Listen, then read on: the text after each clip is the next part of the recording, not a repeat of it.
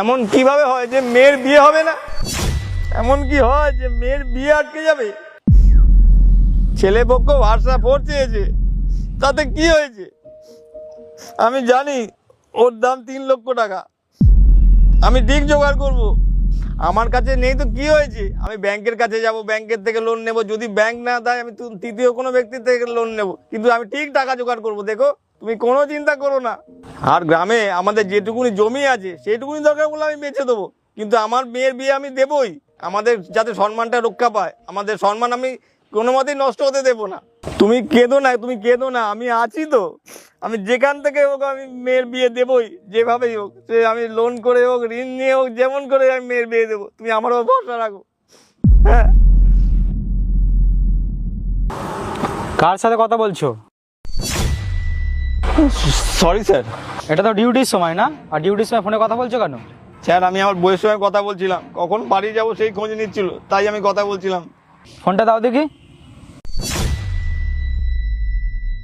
Sir ছেড়ে দিন, ভুল হয়ে গেছে, দয়া করে মাফ করে দিন স্যার।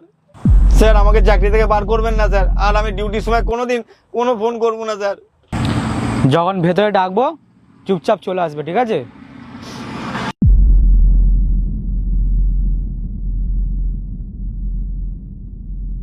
আমার সত্যি কপালটাই খারাপ। এমন সময় স্যার আসলো, সেই সময় আমি আমার বইয়ের সঙ্গে কথা বলছিলাম আমার মেয়ের বিয়ে নিয়ে। স্যার হয়তো সবই শুনেছে, কি জানি আমার চাকরিটা না চলে যায় তখন মেয়ের বিয়ে কিভাবে দেব, ভগবান জানে। ভগবান আমাকে রক্ষা করো।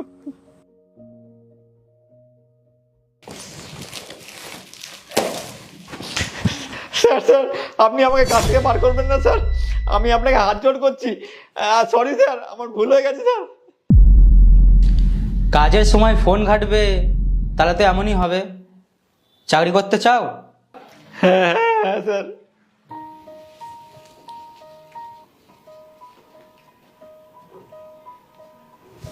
হ্যাঁ নাও, এখানে 2.5 লাখ টাকা আছে।